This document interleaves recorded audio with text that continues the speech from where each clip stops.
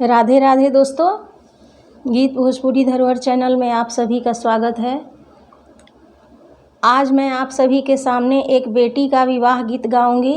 उम्मीद करती हूँ आप सभी को ज़रूर पसंद आएगा, तो सुनिए। सकरी रौरी गलिया जी पापा, सकरी रौरी दुआर, सकरी रौरी गलिया जी पापा, सकरी रौरी दुआर। हथिया आई है पिया सले पापा, पोखरा दीना खनवाई।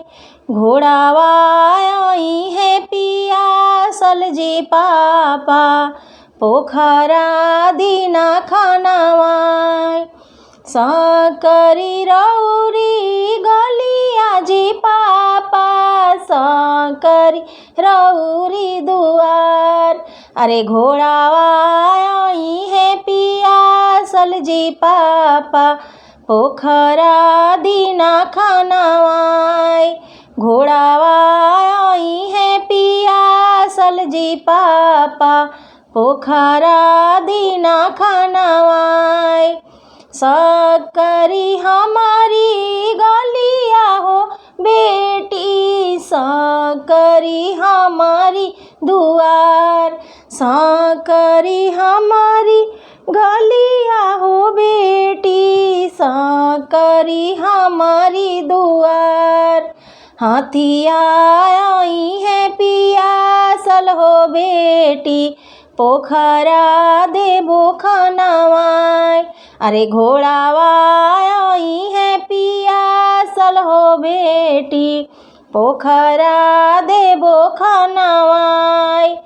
काई उनकर खैनी जी पापा, काई रखनी उधार। काई उनकर खैनी जी पापा, काई रखनी उधार। कवना करणे बलुहारिनी जी पापा, साजन छेकले दुआर। कवना करणे बलुहारिनी जी पापा, साजन छेकले दुआर। पनावा उनकर खैनी हो बेटी, फुलावा रखनी उधार। पनावा उनकर खैनी हो बेटी, फुलावा रखनी उधार। अरे तोहारे करणे बलुहारिनी हो बेटी, साजन छेकले दुआर। तोहारे करणे बलुहारिनी हो बेटी, साजन छेकले दुआर।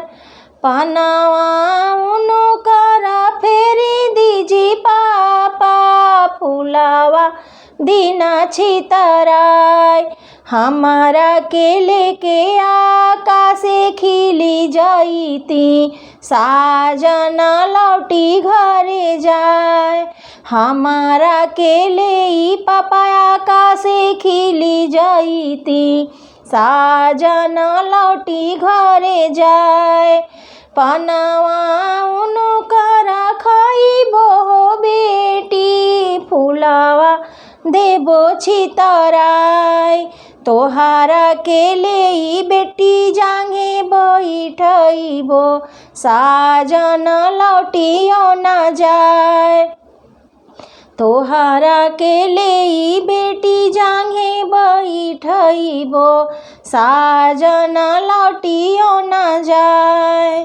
तोहारा के ले बेटी जांघे बैठइबो, साजन लौटियो न जाए।